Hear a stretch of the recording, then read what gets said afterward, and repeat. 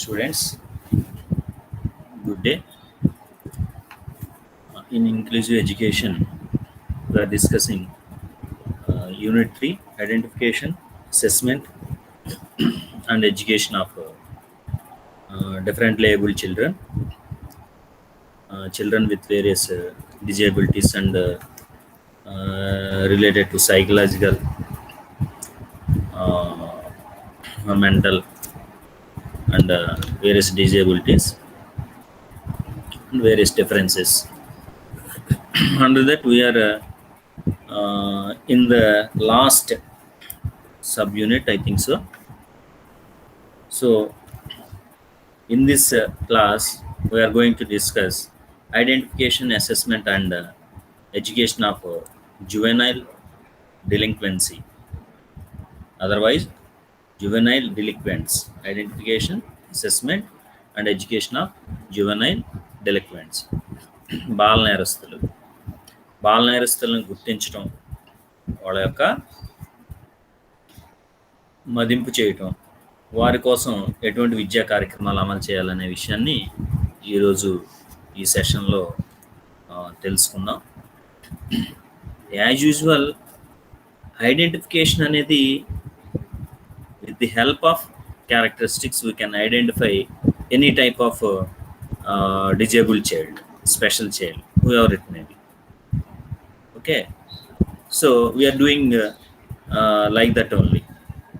So in each and every case we are discussing a checklist given by Handbook of Inclusive Education, simultaneously a checklist provided by SSA, Sarva Shiksha Abhiyan. Okay, so sometimes for some disabled childs, the checklist for Handbook of Inclusive Education is not available. That's why we are we have discussed the checklist given by SSA. Coming to this juvenile delinquent, with the help of, so there is no checklist available for identification of this category in the Handbook of Inclusive Education, simultaneously SSA. So, but how can we identify? The way is, anyhow, the checklist was also prepared by its characteristics of a particular category. Okay, so in this case we are going to identify the children with juvenile delinquency with their characteristics. Previously in the unit 2 we have discussed the characteristics of juvenile delinquents. Okay, so let us review them, and later on let us discuss some more points to identify some more characteristics to identify the juvenile delinquents. Later on, the educational provisions for juvenile delinquents. Okay, so see on your screens, these are the characteristics of juvenile delinquents which you have discussed in the last unit. Okay, let us review them. So first characteristic is loneliness. The student with this kind of disability, that means this kind of attitude, that is delinquency, will be lonely. Okay, so అంటే వీళ్ళు ఎప్పుడు ఒంటరిగా ఉండటానికి ప్రయత్నం చేస్తారు, లోన్లీగా ఉంటారు. Okay, మూడీగా, లోన్లీగా ఏదో ఆలోచిస్తూ ఉంటారు. Next one is bad habits.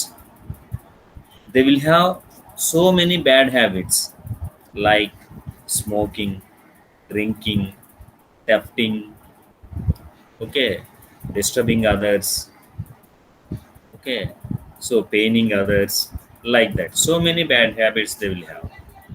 Okay, that is the one more characteristic. First one is loneliness, second one is bad habits, they will have bad habits. Third one is criminal tendency. Moreover, in juvenile delinquents, The major characteristic is criminal tendency in every action of their, in every thought of their, with criminal tendency only. వాళ్ళు ప్రతిదీ కూడా క్రిమినల్గా, నేరపూరితమైన ఆలోచన, నేరపూరితమైన ప్రవర్తన కలిగి ఉంటారు. అంటే క్లాస్లో ఇటువంటి జువెనైల్ డిలెక్వెంట్స్, బాల నేరస్తుల్ని ఎలా గుర్తించవచ్చు అంటే, ఇటువంటి లక్షణాలు కలిగినటువంటి విద్యార్థులను ఎలా గుర్తించవచ్చు అంటే, ముందు చెప్పుకున్నట్టు వాళ్ళు లోన్లీగా ఉంటారు, తర్వాత బ్యాడ్ హ్యాబిట్స్ ఉంటాయి వాళ్ళకి, తర్వాత క్రిమినల్ టెండెన్సీ ఎక్కువగా ఉంటుంది. ఎవరిని ఇబ్బంది పెడదాము, ఎవరికి హాని చేద్దాము, ఎవరి మీద దౌర్జన్యానికి పాల్పడదాము, రకరకాల దౌర్జన్యాలు చేద్దాము. ఓకే, అలాగే వీళ్ళు ఎక్కువగా హింస చేయడానికి ప్రేరేపించబడతారు. అటువంటి యాటిట్యూడ్ వీళ్ళల్లో ఎక్కువగా ఉంటుంది. Not only that, they use to drink అంటే ఆల్కహాల్ తీసుకుంటూ ఉంటారు. అలాగే దే యూస్ టు స్మోక్, అంటే పొగ తాగటం అనేది, సిగరెట్ స్మోకింగ్ అనేది చేస్తూ ఉంటారు. In that they will do so many criminal activities while drink, while smoking, because of their attitude, because of their criminal tendency. Though they will do many criminal activities like thefting and harming others, like that. Okay, ఇతరులని గాయపరచడం, దౌర్జన్యాలు చేయటం. Okay, కొన్ని సందర్భాల్లో because of the severity వాళ్ళు ఈ rapes చేయటం, murders చేయటం, ఇలాంటి లక్షణాలు కూడా కలిగి ఉంటారు. సో ఎనీహౌ క్రిమినల్ టెండెన్సీ ఉంటుంది, దాని ద్వారా కూడా వాళ్ళని గుర్తించవచ్చు. హ్యాబిచ్యువేటెడ్ టు క్రైమ్ యాక్టివిటీస్, అంటే ఈ నేరపూరితమైనటువంటి చర్యలు చేయడానికి హ్యాబిచ్యువేట్ అయి ఉంటారు.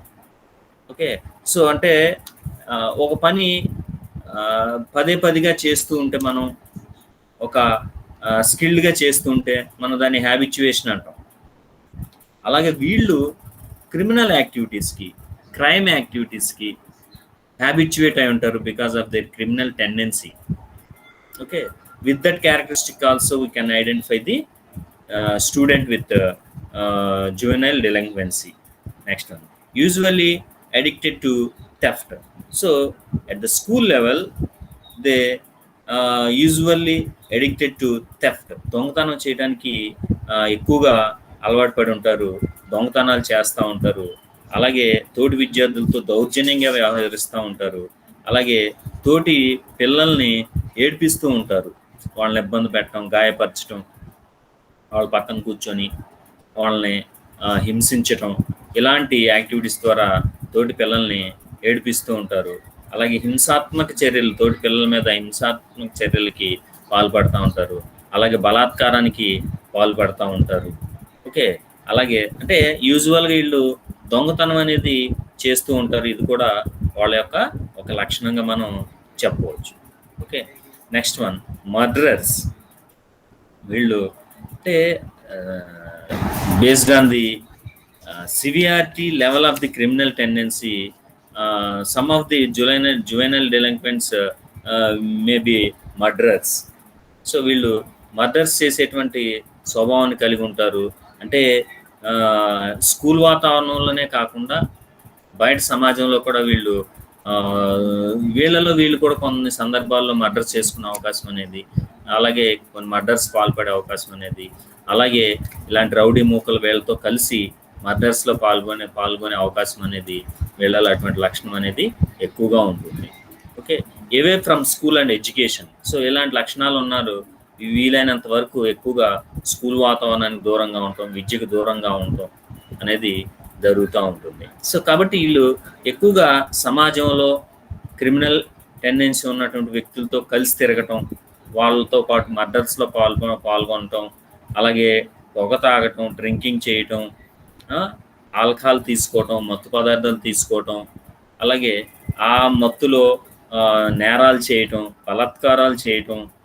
ఓకే, సో ఇటువంటి లక్షణాలు వీళ్ళలో ఎక్కువగా ఉంటాయి. అంతేకాకుండా మనం గమనించినట్లయితే వీళ్ళలో శాడిజం అనేది ఎక్కువగా ఉంటుంది. ఎవరైనా ఇబ్బంది పడుతూ ఉంటే, అలాగే ఎవరైనా బాధపడుతూ ఉంటే వీళ్ళు ఎక్కువగా చూసి ఆనందించడం అనేది జరుగుతూ ఉంటుంది. సో ఈ విధంగా ఈ లక్షణాలని ఆధారంగా చేసుకుని మనం ఈ డెలింక్వెంట్స్ని మనం ఐడెంటిఫై చేసే అవకాశం అనేది ఉంటుంది. సో ఈ విధంగా అంటే మనం ఇప్పుడు చెప్పుకున్నటువంటి లక్షణాల్లో ఏ 2 లక్షణాలు 3 లక్షణాలు అంతకంటే ఎక్కువ లక్షణాలు ఉన్నా సరే వీళ్ళని మనం బాల నేరస్తులుగా ఐడెంటిఫై చేసే అవకాశం అనేది ఉంటుంది. అంటే మనం గమనించినట్లయితే వీళ్ళకి ఒక యాక్ట్ ఉంది. ఈ 2000 జువెనైల్ డెలింక్వెన్సీ యాక్ట్ 2000 ప్రకారం మనం బాల నేరస్తుల్ని అంచనా వేసి వాళ్ళకి దాని ఆధారంగా శిక్షలు అనేది వేయడం జరుగుతుంది. అంటే సాధారణంగా మనం గమనించినట్లయితే ఏ వయసు వరకు ఉన్న పిల్లల్ని మనం బాల నేరస్తులుగా గుర్తించగలుగుతాము అకార్డింగ్ టు ది యాక్ట్ అనుకుంటే below 17, otherwise less than or equal to 17 age ఉన్న వాళ్ళ పిల్లలందరినీ, ఎవరైతే పిల్లలు ఇలా 17 అంతకంటే తక్కువ వయసు కలిగిన వాళ్ళు మనం చెప్పుకున్నటువంటి లక్షణాలన్నీ ఉన్నట్లయితే వాళ్ళని మనం బాల నేరస్తులుగా గుర్తించి ఆ యాక్ట్ ప్రకారం వీళ్ళని చర్యలు తీసుకోవటం, వీళ్ళని శిక్షించడం అనేది జరుగుతుందన్నమాట. ఈ విధంగా మనం బాల నేరస్తుల్ని గుర్తించే అవకాశం అనేది ఉంటుంది. సో తర్వాత what is the process of education for juvenile delinquents? ఇలాంటి బాల నేరస్తులకి ఎటువంటి విద్యా కార్యక్రమాలు అనేవి అందచేయటం జరుగుతుంది అనేది ఒకసారి తెలుసుకుందాం.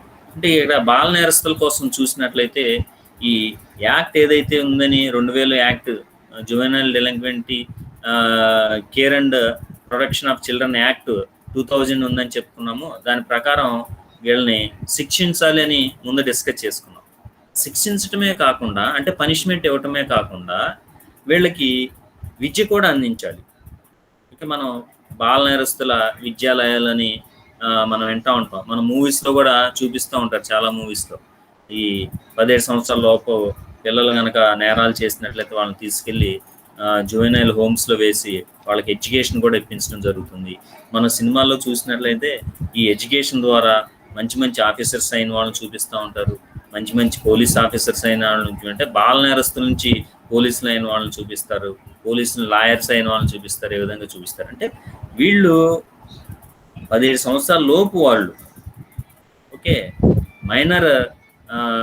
మైనారిటీ వయసు కలిగిన వాళ్ళు కాబట్టి వీళ్ళలో ఉన్నటువంటి డెవలప్మెంట్ సరిగా లేకపోవడం వల్ల, సరైన గైడెన్స్ లేకపోవడం వల్ల, వాళ్ళు పెరిగిన వాతావరణం కావచ్చు, వాళ్ళ యొక్క పీర్స్ కావచ్చు, వాళ్ళు ఉండే సొసైటీలో ఉన్నటువంటి వాతావరణం కావచ్చు, వీటన్నిటి వివిధ కారణాల వల్ల వాళ్ళు కొన్ని బయలాజికల్ ఫ్యాక్టర్స్, సోషలాజికల్ ఫ్యాక్టర్స్, అలాగే హోమ్ ఎన్విరాన్మెంట్, అలాగే హెరిడిటీ మనం చెప్పుకుంటాం. కొన్ని చాలా డిజేబిలిటీస్కి హెరిడిటీ ఒక లక్షణం చెప్పుకుంటాం. అలాగా ఇన్ని రకరకాల కారణాల వలన వీళ్ళు బాల నేరస్తులుగా తయారవుతారు. కాబట్టి వాళ్ళకు కూడా మంచి శిక్షణ ఇవ్వగలిగినట్లయితే, అలాగే మంచి విద్యను అందించగలిగినట్లయితే వాళ్ళు కూడా చాలా మంచి వ్యక్తులు, చాలా మంచి స్థాయిలోకి తీసుకెళ్ళగేటువంటి అవకాశం ఉంటుంది. అందుకనే జువెనైల్ హోమ్స్ ఉంటాయి. ఇలాంటి 17 సంవత్సరాల లోపు ఎవరైతే నేరస్తులుగా గుర్తించబడి వాళ్ళు శిక్ష వేయబడతారో, అరెస్ట్ చేయబడతారో, వాళ్ళు మేజర్స్కి ఏ విధంగా అయితే శిక్ష పడిన వాళ్ళకి జైలు ఉంటుందో ఆ విధంగా కాకుండా వీళ్ళని జువెనైల్ హోమ్స్లో ఉంచి వాళ్ళకి ఎడ్యుకేషన్ ఇవ్వడం కానివ్వండి, వాళ్ళకి సంబంధించినటువంటి అన్ని రకాలైనటువంటి కేర్స్ తీసుకోవడం కానీ జరుగుతూ ఉంటుంది. సో ఆ విధంగా వీళ్ళకి విద్యా కార్యక్రమాలు అనేవి ఇవ్వాల్సి ఉంటుంది. సో వీళ్ళ కోసం ప్రత్యేకంగా బోస్టన్ స్కూల్స్ అనేవి ఉంటాయి. ఆ బోస్టన్ స్కూల్స్ ద్వారా కూడా వీళ్ళకి విద్యని అందించడం జరుగుతుంది. అంతేకాకుండా సో వీళ్ళు బికాజ్ ఆఫ్ మెంటల్ గ్రోత్, అంటే ఈ మైనారిటీస్ కాబట్టి that means minor students, minor because based on the age you can say that they are minors. Okay, so if they are above 18, we can say that they are majors. Okay, as they are minors, so definitely we have to give the counseling to bring back them to the normal society and to the normal behavior. Okay, so కాబట్టి వాళ్ళని counselling కూడా మనం ఇవ్వాల్సిన అవసరం అనేది ఉంటుంది. వీళ్ళని juvenile హోమ్స్లో ఉంచి బోస్టన్ స్కూల్స్లో చదివిస్తూ వీళ్ళకి కౌన్సిలింగ్ అనేది ఇవ్వటం అనేది జరుగుతుంది. అలాగే వీళ్ళ కోసం స్పెషల్ హోమ్స్ కూడా కండక్ట్ చేయడం, ఆర్గనైజ్ చేయడం జరుగుతుంది. ఆ స్పెషల్ హోమ్స్లో వీళ్ళకి ట్రైనింగ్ అనేది ఇవ్వటం, ఎడ్యుకేషన్ అనేది ఇవ్వటం జరుగుతుంది. అలాగే క్లినిక్స్ కూడా నిర్వహిస్తూ వీళ్ళ కోసం ఆ స్పెషల్ హోమ్స్లో కానీ, జువైనల్ హోమ్స్లో కానీ, బోస్టన్ స్కూల్స్లో కానీ వీళ్ళ కోసం ప్రత్యేకంగా క్లినిక్స్ ఏర్పాటు చేసి సో వీళ్ళ హెల్త్ని జాగ్రత్తగా చూడటం, సో వీళ్ళకి గైడెన్స్ అండ్ కౌన్సిలింగ్ ఇవ్వటం, వీళ్ళలో ఉన్నటువంటి ఆ క్రిమినల్ టెండెన్సీని రిమూవ్ చేయడానికి కావాల్సినటువంటి, క్లియర్ చేయడానికి కావాల్సినటువంటి కౌన్సిలింగ్ అనేది ఇటువంటి వాళ్ళకి ఇవ్వటం అనేది జరుగుతుంది వీళ్ళ యొక్క విద్యా ప్రక్రియలో భాగంగా. సో ఇది మనం గమనించినట్లయితే వీళ్ళ యొక్క వెల్ఫేర్ కోసం గవర్నమెంట్ కూడా చాలా ఈ జువెనల్ హోమ్స్, బోస్టన్ స్కూల్స్ ద్వారా చాలా చర్యలు తీసుకోవటం అనేది జరుగుతుంది. సో వీళ్ళకి ప్రత్యేకమైన విద్యా కార్యక్రమాలను ఏర్పాటు చేయడం అనేది జరుగుతుంటుంది.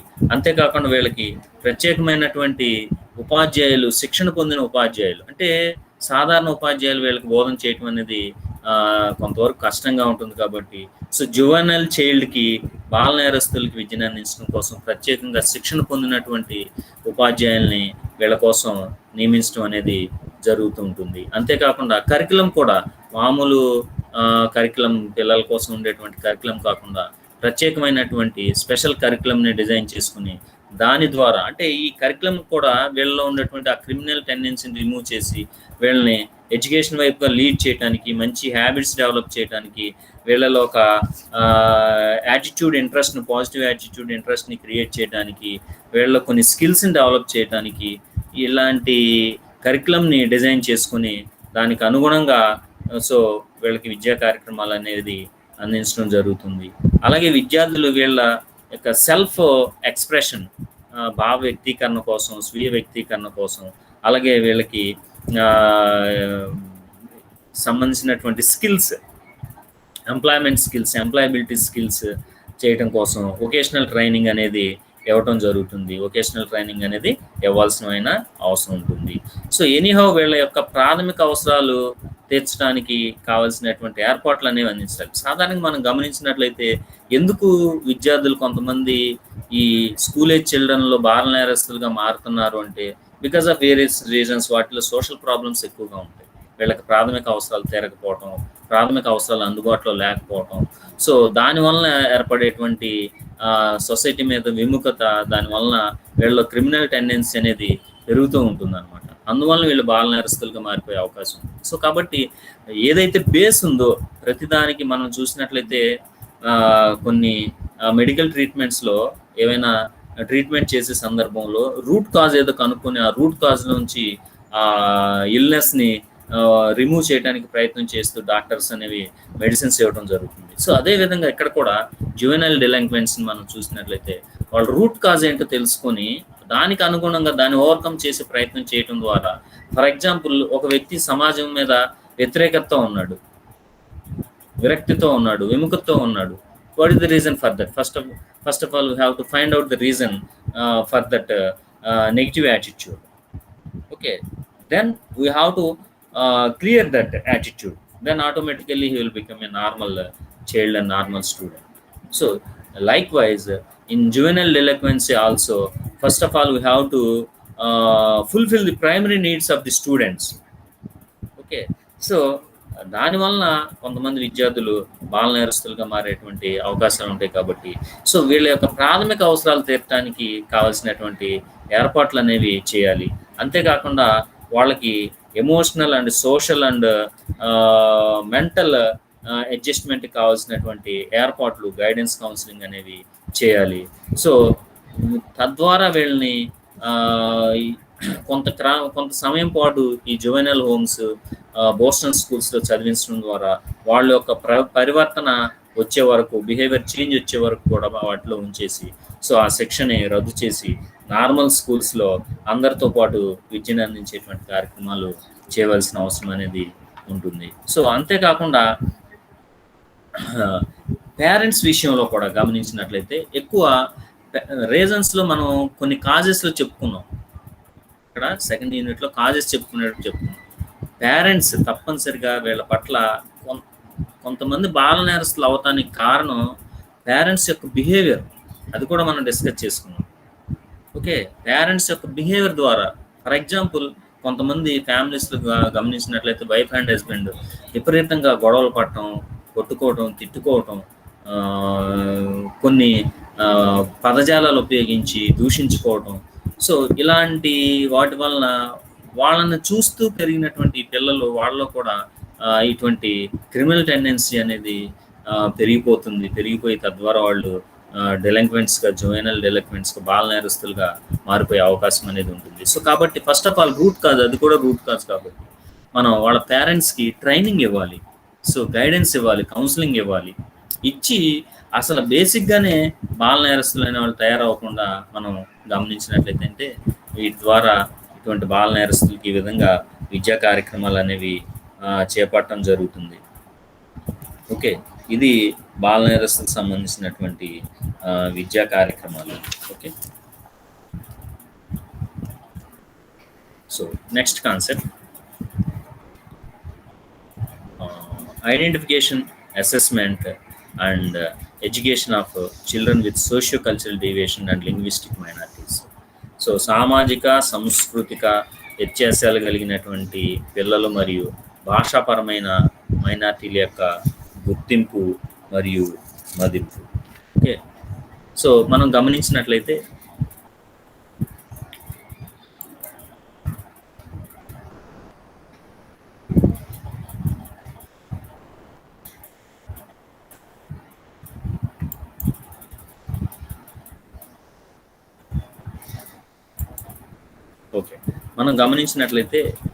సామాజిక, సాంస్కృతిక వ్యత్యాసాలు కలిగినటువంటి పిల్లల్ని గుర్తించడం అంటే వీళ్ళు ప్రత్యేకంగా షెడ్యూల్ క్యాస్ట్ సంబంధించినటువంటి విద్యార్థులు కానివ్వండి, షెడ్యూల్ ట్రైబ్స్ సంబంధించిన విద్యార్థులు కానివ్వండి, వీళ్ళని మనం ఈ కేటగిరీలో కింద చేర్చవచ్చు. ఆ తర్వాత మైనారిటీస్, అల్పసంఖ్యాక వర్గాలు, సో వీళ్ళని మనం ఈ విధంగా, తర్వాత లింగ్విస్టిక్, భాషాపరమైన మైనారిటీలు, ఈ 4 రకాలుగా ఈ కేటగిరీలోకి మనం చెప్పవచ్చు. సో వీళ్ళని గుర్తించడం, మనం వీళ్ళని వాళ్ళ యొక్క ఈ ప్రత్యేకంగా మనం ఇంతకుముందు చెప్పుకున్నట్లుగా ప్రీవియస్ దీంట్లో చెప్పుకున్నట్లుగా ప్రీవియస్ సబ్ యూనిట్స్ డిస్కస్ చేసినట్లుగా, ఇప్పుడు for example visual impaired students, వీళ్ళకి ప్రత్యేకమైన లక్షణాలు ఉంటాయి. సో అలాగే హియరింగ్ ఇంపైర్మెంట్ ప్రత్యేకమైన లక్షణాలు ఉంటాయి. ఆటిజం స్టూడెంట్స్ ప్రత్యేకమైన లక్షణాలు ఉంటాయి. సో ఇక్కడ షెడ్యూల్ క్యాస్ట్ స్టూడెంట్స్, వీళ్ళని ఇంకా ఐడెంటిఫై చేయటం అంటే వాళ్ళ యొక్క బేసిక్ ప్రొఫైల్, వీటి ద్వారా వీళ్ళని ఐడెంటిఫై చేయొచ్చు. సాధారణంగా మనం పరిశీలించినట్లయితే వీళ్ళని గుర్తించడానికి ఉన్నటువంటి కొన్ని మార్గాల్ని పరిశీలించినట్లయితే వీళ్ళు బ్యాక్వర్డ్గా ఉంటారు. ఏ విషయంలో బ్యాక్వర్డ్గా ఉంటారు? ఫైనాన్షియల్గా, సోషల్గా, కల్చరల్గా. వీళ్ళు అంటే లిటరసీలో మెయిన్గా వీళ్ళు బ్యాక్వర్డ్గా ఉంటారు, అక్షరాస్యత విషయంలో బ్యాక్వర్డ్గా ఉంటారు. దానికి కారణాలు ఏంటి అని చెప్పుకుంటే చూసినట్లయితే ఆర్థికపరమైన కారణాలు చెప్పుకోవచ్చు, సామాజికపరమైన కారణాలు చెప్పుకోవచ్చు, సాంస్కృతికపరమైన కారణాలు చెప్పుకోవచ్చు. ఈ కారణాల వలన వీళ్ళు బ్యాక్వర్డ్గా ఉంటారు. దేంట్లో? లిటరసీలో, అక్షరాభ్యస్తులు, చదువులో. సో ఆ విషయం ద్వారా కూడా ఇటువంటి షెడ్యూల్ క్యాస్ట్ స్టూడెంట్స్ కానివ్వండి, షెడ్యూల్ ట్రైబ్ స్టూడెంట్స్ కానివ్వండి, మనం వీళ్ళని గుర్తించవచ్చు. వెరీ పర్టిక్యులర్గా చూసినట్లయితే ట్రైబ్స్, వీళ్ళు మనం చూసినట్లయితే ఈ రిమోట్ ఏరియాస్లో వీళ్ళు ఉంటారు. అలాగే షెడ్యూల్ తెగల్లో చాలా రకాలైనటువంటి తెగలు ఉంటాయి. సో వాళ్ళు ఒక్కొక్క ఏరియాలో ఒక తెగకి సంబంధించినటువంటి ట్రైబ్స్ నివాసం ఉంటాయి. వాళ్ళలో కూడా డిఫరెంట్ కల్చర్స్ కానివ్వండి, డిఫరెంట్ ఈ డీవియేషన్స్ అనేవి వీళ్ళలో ఉంటాయి. వాళ్ళ యొక్క ఆచార వ్యవహారాలు, సాంప్రదాయాల్లో కూడా డీవియేషన్స్ అనేవి ఉంటాయి. సో వాటి ద్వారా సంస్కృతి సాంప్రదాయాల ద్వారా వాళ్ళని మనం గుర్తించే అవకాశం ఉంటుంది. వీళ్ళలో కూడా విద్యార్థుల్లో విద్యాపరమైనటువంటి తేడాలు, వెనుకబాటుతనం మనం ద్వారా వీళ్ళని గుర్తించవచ్చు. అంతేకాకుండా వీళ్ళకి ప్రత్యేకంగా ట్రైబ్స్ని మనం తీసుకున్నట్లయితే వీళ్ళ యొక్క లాంగ్వేజ్లో కూడా డిఫరెన్స్ అనేది ఉంటుంది. వీళ్ళకి ప్రత్యేకమైన భాష ఉంటుంది. కొన్ని తెగల వారికి అయితే వాళ్ళ భాషకి లిపి కూడా ఉండదు. సాధారణంగా మనం చూసినట్లయితే లాంగ్వేజెస్కి వివిధ భాషలకి లిపిలు ఉంటాయి. ఓకే, అంటే తెలుగు మాట్లాడుతున్నాం, మనం రాయగలుగుతాం. ఫర్ ఎగ్జాంపుల్ ఈ ట్రైబ్స్ మాట్లాడే భాష ఉంటుంది, వాటికి లిపి ఉండదు. ఓకే, ఆ విధంగా వాళ్ళు భాషని వాళ్ళ యొక్క ఆచార వ్యవహారాలు వాళ్ళ దీని ద్వారా దాన్ని డెవలప్ చేసుకోవటం అనేది జరుగుతుంది, దాన్ని కంటిన్యూ చేయడం అనేది జరుగుతుంది. సో ఈ విధంగా వీళ్ళలో చూసినట్లయితే ఇంకా గుర్తింపు చేయడానికి వీళ్ళ ఆర్థిక పరమైనటువంటి వెనుకబాటుతనం ఎక్కువగా ఉంటుంది. అంటే ఫైనాన్షియల్ రిసోర్సెస్, ఎకనామికల్ రిసోర్సెస్ అనేవి వీళ్ళకి ఎక్కువగా ఉండవు. అంటే దాని ద్వారా కూడా మనం వీళ్ళని గుర్తించే అవకాశం అనేది ఉంటుంది. సో ఎనీహౌ వీళ్ళేవో వాళ్ళ సోషల్ నేచర్కి తగ్గట్లుగా వాళ్ళకు ఉన్నటువంటి వనరులు అందుబాటులో ఉన్న దాని తగ్గట్లుగా ఏవో పనులు చేసుకుంటూ జీవిస్తూ ఉంటారు. అవి కూడా వీళ్ళ యొక్క జీవనానికి సరిపోయినటువంటి ఆర్థిక వనరులు అందుబాటులో ఉండవు. అందుకని మనం మీరు గమనించినట్లయితే ప్రభుత్వాలన్నీ కూడా చాలా చక్కగా వీళ్ళని లిఫ్ట్ చేయటం కోసం వీళ్ళకి ఫైనాన్షియల్ సపోర్ట్ ఇవ్వటం కానివ్వండి, ఎడ్యుకేషన్లో రిజర్వేషన్ ఇవ్వటంలో కానివ్వండి. సో వాళ్ళ ద్వారా అటువంటి కార్యక్రమాల ద్వారా వీళ్ళకి ఎడ్యుకేషన్ అనేది ఇవ్వటం జరుగుతుంది. సో ఎనీహౌ ఈ లక్షణాల ద్వారా ఇటువంటి వాళ్ళని గుర్తించే అవకాశం అనేది జరుగుతుంది. వెరీ పర్టికులర్గా SC/ST స్టూడెంట్స్ మనం స్కూల్స్లో ఐడెంటిఫై చేసే అవకాశం అనేది ఉంటుంది. సో వాళ్ళ కోసం, వాళ్ళకి విద్య కోసం గవర్నమెంట్ చేస్తున్నటువంటి కార్యక్రమాలు ఏంటో మనకి చాలా చక్కగా తెలుసు. సో నిజంగా ఇది చాలా లేకపోయినట్లయితే, ఇలాంటి కార్యక్రమాలు లేకపోయినట్లయితే గవర్నమెంట్స్ కానివ్వండి వీళ్ళందరూ ఇలాంటి చర్యలు తీసుకుపోతే ఇప్పటికి కూడా వాళ్ళు వెనకబడి వర్గాలుగానే ఉండిపోయి అణగారిన స్థితిలో ఉండే అవకాశం ఉంటుంది.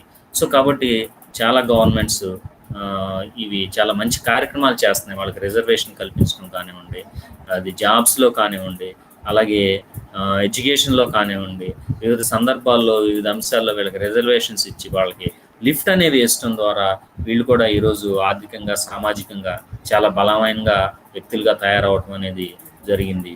అది చాలా సమర్థనీయమని మనం చెప్పవచ్చు. సో ఆ విధంగా వీళ్ళని లిఫ్ట్ చేయటం అనేది జరుగుతుంది. సో ఇక్కడ మనం గమనించినట్లయితే SC/STల కోసం ప్రభుత్వం కల్పిస్తున్నటువంటి విద్యా సౌకర్యాలను మనం పరిశీలించినట్లయితే వీళ్ళకి అడ్మిషన్స్లోను, ఉద్యోగాల్లోనూ రిజర్వేషన్స్ అనేవి కల్పించబడతా ఉన్నాయి. అలాగే అడ్మిషన్లు, ఉద్యోగాలకు అర్హతల్లో రాయితీలు కల్పించబడతా ఉన్నాయి. అంటే ఫర్ ఎగ్జాంపుల్ మీరు గమనించినట్లయితే చాలామంది విద్యార్థులు మీరు వాటిని యూజ్ చేసుకొని ఉండొచ్చు. కొంతమంది ఈ కేటగిరీకి సంబంధించిన విద్యార్థులు వాటి ద్వారా మీరు బెనిఫిట్ అయి ఉండొచ్చు. అలాగే మీకు సంబంధించిన, మీకు తెలిసిన మీ ఫ్రెండ్స్ కానివ్వండి, రిలేటివ్స్ కానీ వీళ్ళు కూడా ఈ విధంగా హెల్ప్ అయి ఉండొచ్చు. అడ్మిషన్స్లో రిజర్వేషన్స్, జాబ్స్లో రిజర్వేషన్స్, అంతేకాకుండా అర్హతల విషయాల్లో రిజర్వేషన్స్ అనేవి ఉంటాయి. ఫర్ ఎగ్జాంపుల్ తీసుకున్నట్లయితే ఈ ఎంప్లాయ్మెంట్లో విషయంలో ఏదైనా ఒక అపాయింట్మెంట్ విషయంలో వచ్చినట్లయితే సాధారణమైన నార్మల్ అదర్ దాన్ SC/STలకి ఏదైనా జాబ్ రావాలన్నా లేదా ఏదైనా అడ్మిషన్ రావాలన్నా ఫర్ ఎగ్జాంపుల్ 50% అనేది మినిమం మార్క్స్ ఉండాలనేటువంటి రూల్ ఉన్నట్లయితే ఈ వేళ్ళకి SC/STలకి అక్కడ రిలాక్సేషన్ 5% అనేది రిలాక్సేషన్ అనేది గవర్నమెంట్ ఇవ్వడం జరిగింది. అంటే వీళ్ళు 45% మార్క్స్ ఉన్నా కూడా ఇవ్వడం జరిగింది. మీరు గమనించినట్లయితే మీరు ఎంట్రన్స్ రాసి వచ్చి అడ్మిషన్ BEd కోర్సులో జాయిన్ అయ్యారు. అక్కడ చూసినట్లయితే ఓన్లీ 40% అంటే OC క్యాండిడేట్స్కి, OC స్టూడెంట్స్కి, అలాగే BC స్టూడెంట్స్కి 50% మార్క్స్ ఉంటేనే ఎడ్సెట్లో అడ్మిషన్ అనేది రావడం జరుగుతుంది, BEd అడ్మిషన్. కానీ SC/ST స్టూడెంట్స్కి అలాగే PH స్టూడెంట్స్కి 40% మార్క్స్ ఉన్నా కూడా అడ్మిషన్ ఇవ్వడం జరుగుతుంది. అంటే ఇది చాలా సమర్థనీయమైన విషయంగా మనం చెప్పవచ్చు. ఎందుకంటే వాళ్ళకి అప్లిఫ్ట్ ఇవ్వాలి. ఓకే, వాళ్ళ యొక్క ఆర్థిక స్తోమత, సామాజిక పరిస్థితులు, ఆర్థిక పరిస్థితులు, సాంస్కృతికమైన పరిస్థితుల కారణంగా వాళ్ళు విద్యపరంగా కొంత వెనకబడి ఉంటారు కాబట్టి సో వాళ్ళని కూడా 50% మార్క్స్ పెట్టి వాళ్ళకి అడ్మిషన్ ఇవ్వడం లేదు, ఉద్యోగాలు ఇవ్వడం అనే ప్రాసెస్ చేసినట్లయితే వాళ్ళు ఎప్పుడు కూడా ముందుకు రాలేరు. కాబట్టి వాళ్ళకి అవకాశం ఇస్తే వాళ్ళు తర్వాత చదువుకునే అవకాశం ఉంటుంది. కాబట్టి గవర్నమెంట్ ఈ విధంగా రాయితీలు అనేవి కల్పించడం జరుగుతుంది. అంతేకాకుండా సలహాలు ఇవ్వడం కోసం, అలాగే గైడెన్స్ ఇవ్వడం కోసం కేంద్ర రాష్ట్ర ప్రభుత్వాల్లో వాళ్ళకి శిక్షణా కేంద్రాలు అనేవి ఏర్పాటు చేయడం అనేది జరుగుతుంది. అలాగే ప్రత్యేక విద్యా సంస్థలు హాస్టల్స్ ఏర్పాటు చేయడం, అంటే మైనారిటీ స్కూల్స్ అనేవి చాలా ఉన్నాయి. అంటే ఎస్సీల కోసం సపరేట్గా స్కూల్స్ పెట్టడానికి అవకాశం ఇవ్వడం జరుగుతుంది. సో ఇక్కడ మరి గమనించినట్లయితే ఈ ఫర్ ఎగ్జాంపుల్ ఒక కాలేజ్ ఎస్టాబ్లిష్ చేయాలంటే జనరల్గా నోటిఫికేషన్ ఇవ్వాలి కన్సర్న్ అథారిటీస్ కాలేజ్ స్టార్ట్ చేయాలంటే. సో ఇలాంటి ఎస్సీ ఎస్టీ కమ్యూనిటీ సంబంధించి వాళ్ళు ఎవరైనా వాళ్ళ జనాభా అభివృద్ధి కోసం కాలేజ్ ఏదైనా స్టార్ట్ చేయాలనుకుంటే వాళ్ళకి ప్రత్యేకమైన నోటిఫికేషన్ ఇవ్వక్కర్లా, వాళ్ళు స్పెషల్గా డైరెక్ట్గా అప్లికేషన్ పెట్టుకుంటే వాళ్ళకి గవర్నమెంట్ అనేది అనుమతి అనేది ఇవ్వడం జరుగుతుంది. ఆ విధంగా ప్రత్యేకమైన విద్యా సంస్థలు అంటే మైనారిటీ స్కూల్స్ అంటాం వాటిని ఏర్పాటు చేయడానికి అవకాశం ఇస్తున్నారు. అలాగే హాస్టల్స్ ఏర్పాటు చేస్తున్నారు. బీసీ హాస్టల్ అని, ఎస్సీ హాస్టల్ అని, ఎస్టీ హాస్టల్ అని ఇలాగ హాస్టల్స్ ఏర్పాటు చేస్తున్నారు. అలాగే వీళ్ళకి స్కాలర్షిప్ అందుబాటులో ఉంటున్నాయి, వీళ్ళకి ప్రత్యేకంగా స్కాలర్షిప్ అనేవి ఇస్తున్నారు. అంతేకాకుండా వీళ్ళకి ప్రత్యేకంగా బుక్స్ కానివ్వండి, ఎడ్యుకేషన్ సంబంధించినటువంటి మెటీరియల్ అంతా కూడా ఫ్రీగా అందజేయడం జరుగుతుంది. ఈరోజు మనం ఈ కొత్త గవర్నమెంట్ వచ్చిన తర్వాత అందరికీ కూడా అలాంటి సౌకర్యం ఇవ్వడం జరుగుతుంది. చాలా హర్షణీయమైనటువంటి అంశంగా మనం చెప్పుకోవచ్చు.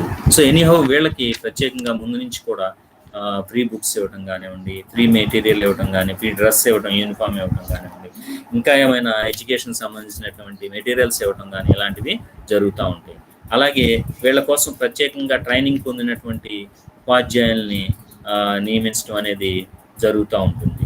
అలాగే ఈ రిమోట్ ఏరియాస్లో ట్రైబ్స్, గిరిజన ప్రాంతాల్లో పనిచేసే ఉపాధ్యాయులకి ప్రత్యేకమైన సౌకర్యాలు కూడా కల్పించడం జరుగుతుంది. అంటే చాలామంది టీచర్స్ ఈ రిమోట్ ఏరియాస్లో, ట్రైబల్ ఏరియాస్లో, ఈ బ్యాక్వర్డ్ ఏరియాస్లో వెళ్ళి టీచ్ చేయడానికి ఇష్టపడరు.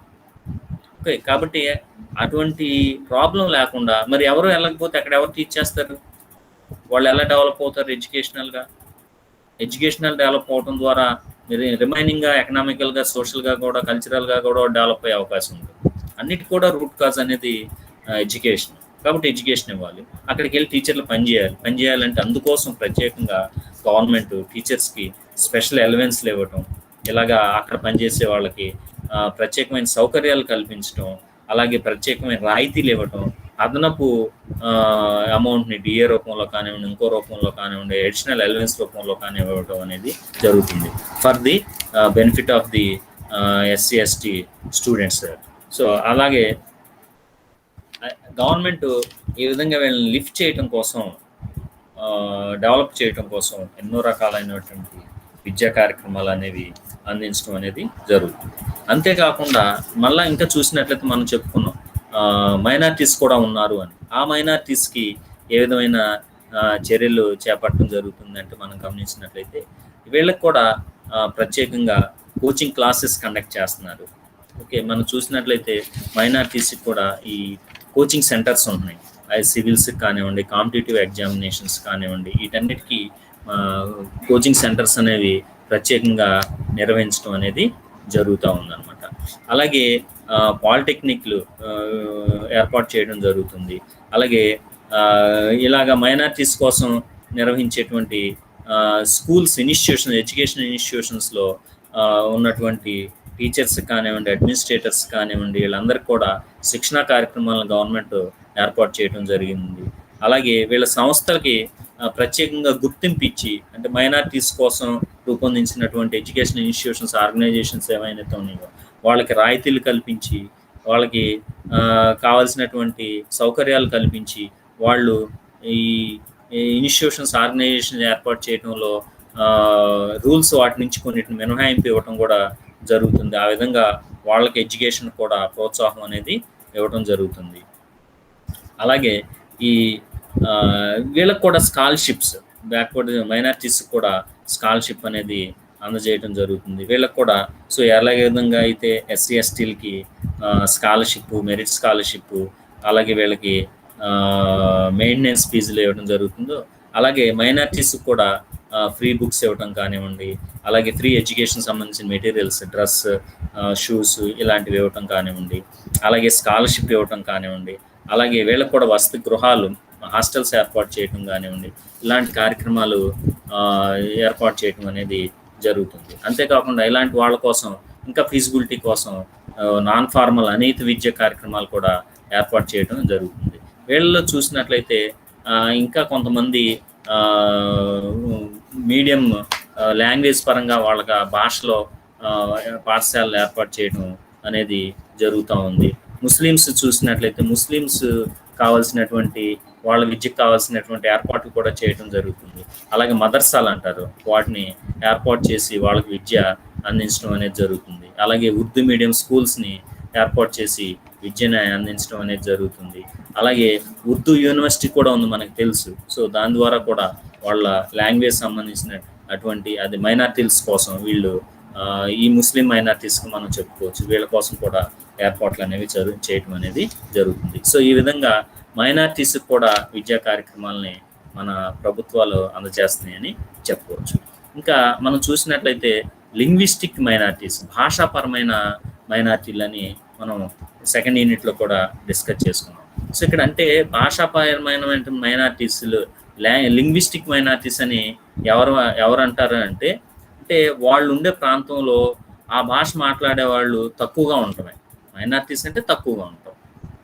అంటే ఫర్ ఎగ్జాంపుల్ మన ప్రాంతంలో ఒక ప్రత్యేకమైన భాష మాట్లాడే వాళ్ళు తక్కువ సంఖ్యలో ఉంటే వాళ్ళని లింగ్విస్టిక్ మైనార్టీస్ అన్నారు. అంటే వీళ్ళు ఏ విధంగా ఉంటారంటే వేరే ప్రాంతాల నుంచి, వేరే రాష్ట్రాల నుంచి వచ్చి ఇక్కడ స్థిరపడిపోయి ఇక్కడే ఉండే వాళ్ళని మనం లింగ్విస్టిక్ మైనార్టీస్గా చెప్పవచ్చు. మనం ఏపీలో గమనించినట్లయితే ఇటువంటి లింగ్విస్టిక్ మైనార్టీస్ తమిళియన్స్ కానీ, కనడియన్స్ కానీ, ఒడిస్సీస్ కానీ, బిహారీస్ కానీ, మలయాళీస్ కానీ, మరాఠీస్ కానీ ఇలాంటి వాళ్ళందరూ చాలామంది మన భారతదేశంలో భారతదేశంలో ఉన్నారు. కాబట్టి వీళ్ళని లింగ్విస్టిక్ మైనార్టీస్ అంటారు, ఆ భాషపరమైన తక్కువ సంఖ్యలో ఉండే వీళ్ళు. సో ఇక్కడ మనం గమనించినట్లయితే ఆర్టికల్ 30 ప్రకారం మన ఇండియన్ కాన్స్టిట్యూషన్లో ఈ మైనార్టీలకి ప్రత్యేకమైనటువంటి ప్రొవిజన్స్ ఉన్నాయి. సో వీళ్ళు తమ భాషాపరమైన అభివృద్ధి చెందడం కోసం, తమ భాషకు సంబంధించినటువంటి ప్రజలు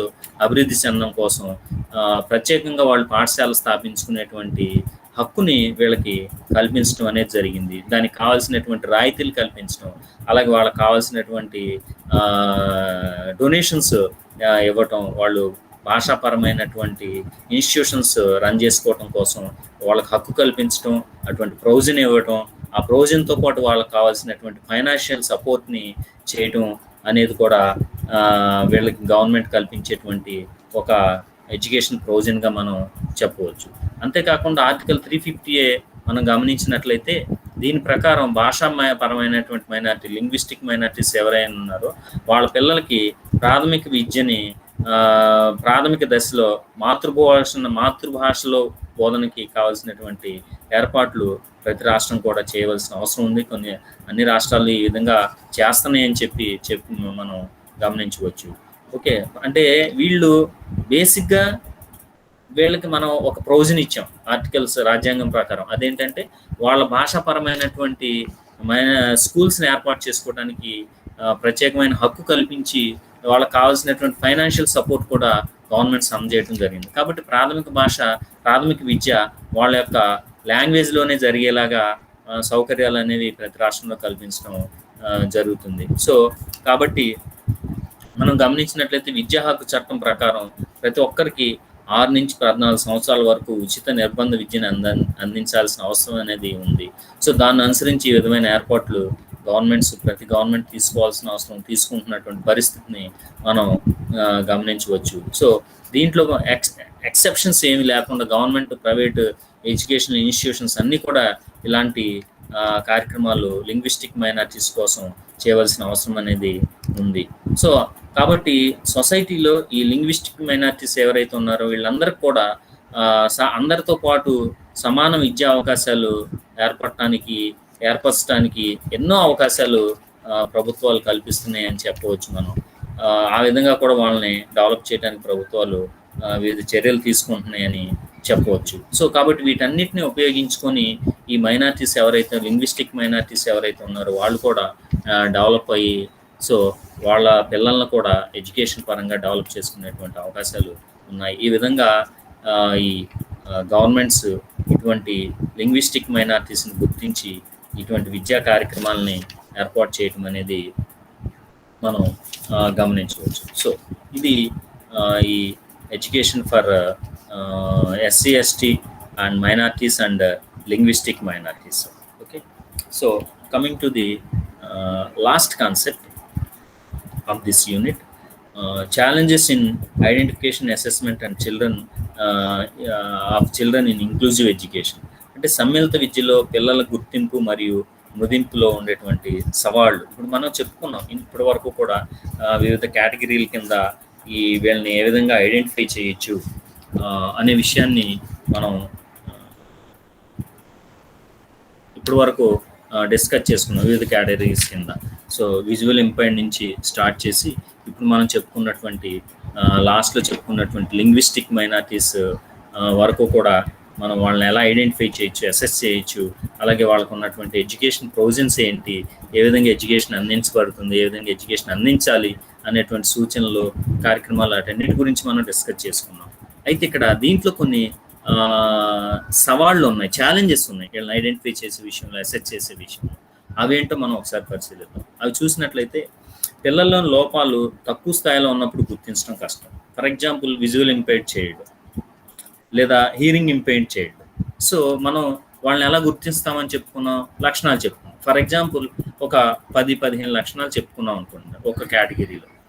వాటిలో 5 అంతకంటే ఎక్కువ లక్షణాలు ఉంటే వాళ్ళని ఆ కేటగిరీ కింద జాయిన్ చేయవచ్చు, ఆ విధంగా గుర్తించవచ్చు. అయితే అలా కాకుండా తక్కువ స్థాయిలో లక్షణాలు ఉన్నప్పుడు ఇలాంటి విద్యార్థుల్ని మనం గుర్తించడం అనేది చాలా కష్టంగా ఉంటుందని చెప్పవచ్చు. అదొక ఛాలెంజ్గా మనం చెప్పవచ్చు. అంటే ఐడెంటిఫికేషన్ అనేది ఒక challenge based on the characteristics. When they have only minimal characteristics, minute characteristics, then it is a problem for identification. Okay, identify చేయకపోతే ఏమైంది, వాళ్ళకి సరైన విద్యని అందించలేమన్నమాట. నెక్స్ట్, పిల్లల్లో లోపాలను గుర్తించిన అవి తగ్గిపోతాయిలే, అవే తగ్గిపోతాయి అనేటువంటి ధోరణి, అంటే ఐడెంటిఫై చేసే వాళ్ళు కావచ్చు, పేరెంట్స్లో కావచ్చు, టీచర్స్లో కావచ్చు, సొసైటీ యొక్క వివిధ రకాలైన వ్యక్తుల్లో కావచ్చు, స్టేక్ హోల్డర్స్లో కావచ్చు. ఐడెంటిఫై తక్కువ లక్షణాలు ఉన్నప్పుడు ఐడెంటిఫై చేయడం కష్టం. అలాగే ఐడెంటిఫై చేసినప్పుడు, ఐడెంటిఫై చేసిన తర్వాత వాళ్ళకి తగిన విద్యను అందించకుండా నెగ్లిజెన్స్ అనేది కూడా ఒక ఛాలెంజ్గా చెప్పవచ్చు. అలాగే పిల్లల్లో లోపాలు అనేక రూపాల్లో ఉంటాయి. అంటే మనం కొన్ని స్టాండర్డ్స్ని, కొన్ని నామ్స్ని బేస్ చేసుకుని ఈ క్యారెక్టరిస్టిక్స్ ద్వారా ఐడెంటిఫై చేస్తాం అని చెప్పుకుంటాం. సో వాటికంటే బియాండ్గా ఇంకా కొన్ని లక్షణాలు బయటపడటం, వాటి ద్వారా మనం వాటిని మన దగ్గర ఉన్నటువంటి లిస్ట్లో లేకపోవటం, వాటి వల్ల మనం వివిధ రూపాల్లో లోపాలు ఉండటం వల్ల వాటిని సరిగ్గా గుర్తించలేకపోవడం కూడా ఒక సమస్యగా చెప్పుకోవచ్చు. అంతేకాకుండా పిల్లల్లోని శారీరక లోపాలను త్వరగా గుర్తించగలిగిన మానసిక లోపాలను గుర్తించడం కష్టంగా ఉండటం అనేది ఇది ఒక ఛాలెంజ్ కావచ్చు. అంటే ఆ లోపం శారీరక లోపం అయితే మనకి తెలిసిపోతుంది బయట. ఫర్ ఎగ్జాంపుల్ లెగ్ సంబంధించి ఏదైనా ప్రాబ్లం ఉంది, పోలియో అలాంటివి తెలిసిపోతుంది మనకి, అతని మూమెంట్లో, అతని మోషన్లో, మోటార్ ఎబిలిటీస్లో ఆ లోపాలను గమనించవచ్చు. కానీ సైకలాజికల్ డిజార్డర్స్ ఏవైతే ఉన్నాయో, మెంటల్ డిజార్డర్స్ ఏవైతే ఉన్నాయో, వాటిని కొన్ని సందర్భాల్లో ఆ లక్షణాల ద్వారా గుర్తించడం అనేది మనం కొంచెం కష్టమైన, ఛాలెంజ్ అయిన విషయంగా చెప్పవచ్చు. అలాగే పిల్లల్లోని శారీరక లోపాలను పనిచేయగలిగినటువంటి యంత్రాలు, డాక్టర్లు కొంత మేరకు ఉన్నా కానీ మానసిక లోపాలను సెర్చ్ చేయడానికి తగిన శిక్షణ పొందిన డాక్టర్లు అందుబాటులో లేకపోవడం, ఇది కూడా ఒక ఛాలెంజ్గా చెప్పవచ్చు.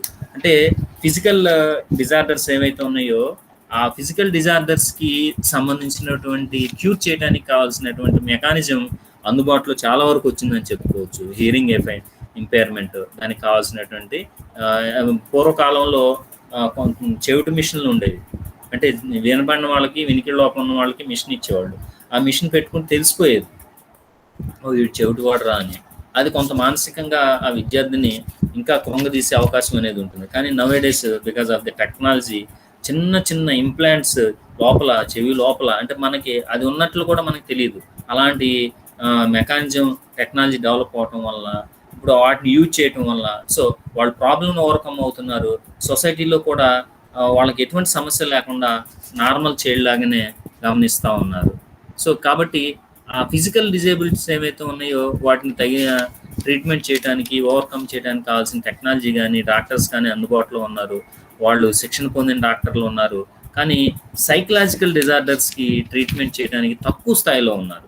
ఉన్నా కూడా వాళ్ళలో ఎక్కువ స్కిల్డ్ పర్సన్స్ అనేవి తక్కువగా ఉన్నారు. అందువలన అటువంటి లోపాలు కలిగిన పిల్లల్ని గుర్తించడం కానీ వాళ్ళని ఎన్రిచ్ చేయడం కానీ కావాల్సినటువంటి విషయంలో ఛాలెంజ్ అనేది ఎక్కువగా ఉందని చెప్పవచ్చు.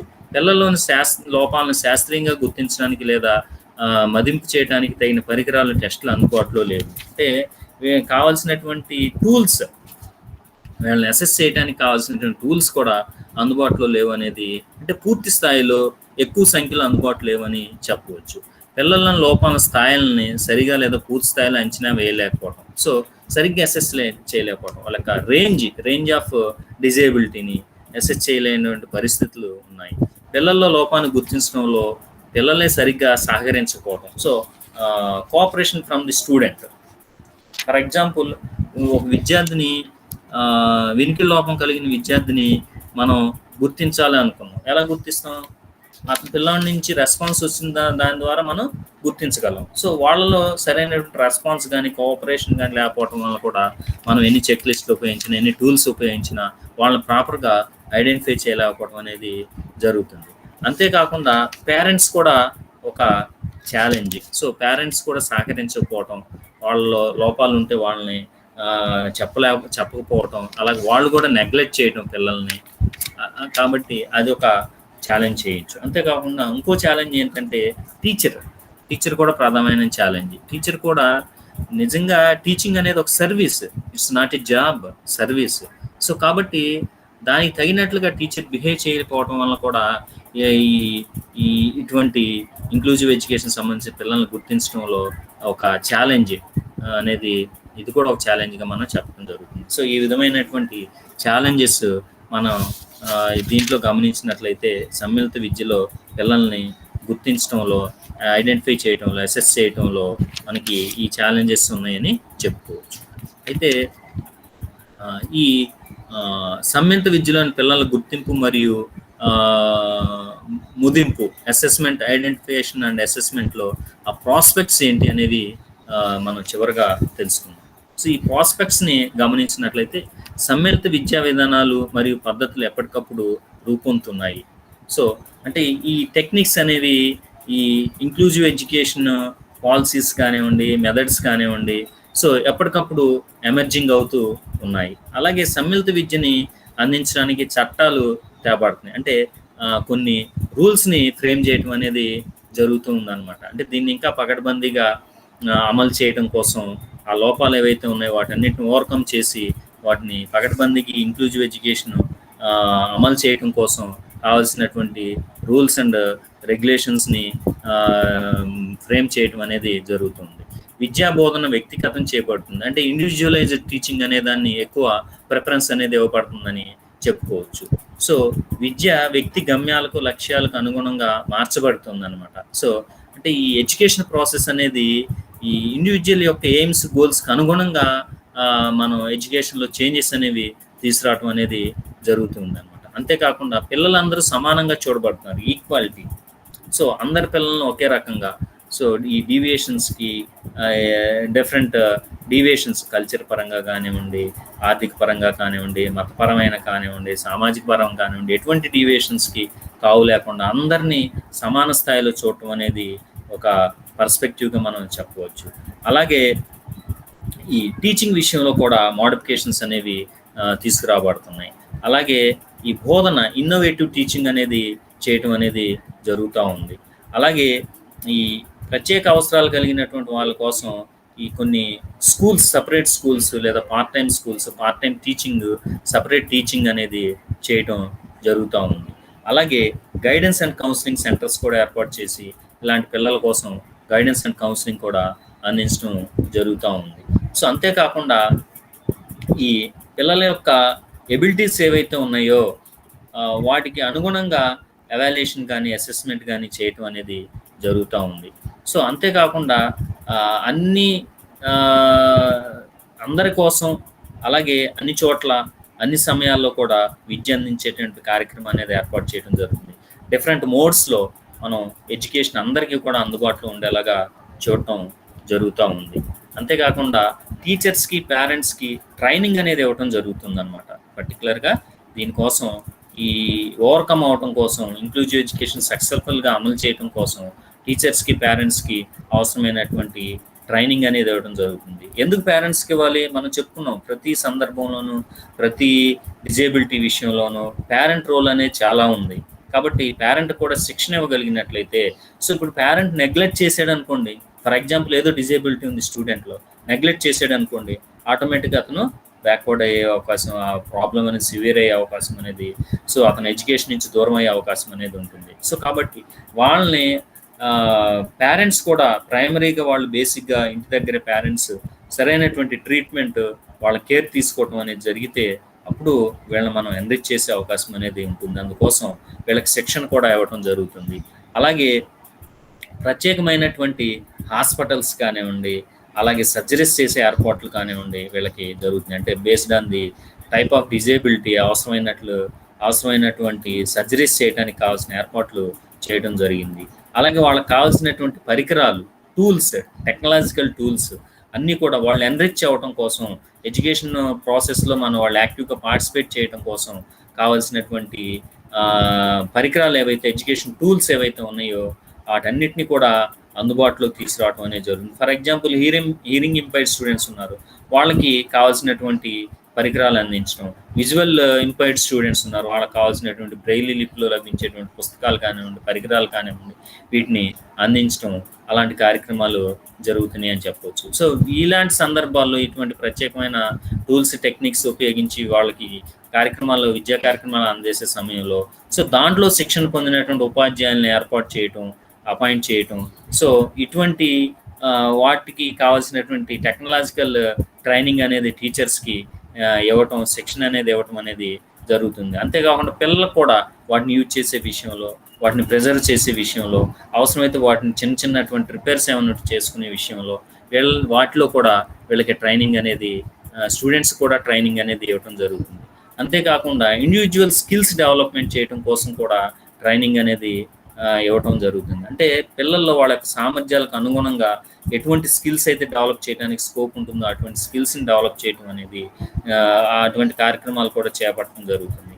అలాగే ఈ అందరూ రైట్ టు ఎడ్యుకేషన్ అనేటువంటి యాక్ట్ని బేస్ చేసుకుని ప్రతి ఒక్కళ్ళకి విద్యా అవకాశం కల్పించేటువంటి చర్యలు తీసుకోవడం జరుగుతుంది. So these are all the prospects in identification and assessment of children in inclusive education. So సమ్మిళిత విద్యలోని పిల్లల్ని గుర్తింపు, మదింపు చేయటంలో ఉండేటువంటి పోకడలుగా వీటిని మనం చెప్పుకోవచ్చు. సో ఇది ఈ identification, assessment and education for different disabled childs.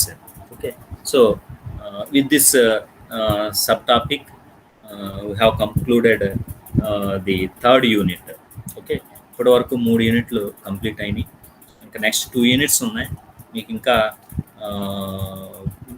Maximum with in 10 డేస్లో మీకు కూడా ఎగ్జామినేషన్ షెడ్యూల్ రిలీజ్ చేసే అవకాశం ఉంది. కాబట్టి మీరు బాగా చదవండి. నెక్స్ట్ ఇంకా 2 యూనిట్స్ ఉన్నాయి. ఎలీషా గారు ఒక యూనిట్ డీల్ చేయాలి, 2 యూనిట్లు కూడా ఆయన డీల్ చేస్తానన్నారు. ఆయనతో పాటు నేను కూడా కొన్ని టాపిక్స్ మేము రిమైనింగ్ యూనిట్లో డీల్ చేయడం జరుగుతుంది. వాటిని వీడియోస్ ద్వారా మీకు అప్లోడ్ చేయడం జరుగుతుంది. Because we are in evaluation process. కాబట్టి particularly I am unable to conduct online classes. That's why I am uploading the recorded videos to YouTube channel. So please go through that, and later on you may go with your material which you have acquired. Okay, so anyhow, as this is the final semester, you are requested to study well and come out from this course with good grade points. Okay, in order to achieve your goals, in order to achieve job in future. Okay, so accordingly you have to plan accordingly and you have to succeed your goals. Okay, all the best students. Thank you.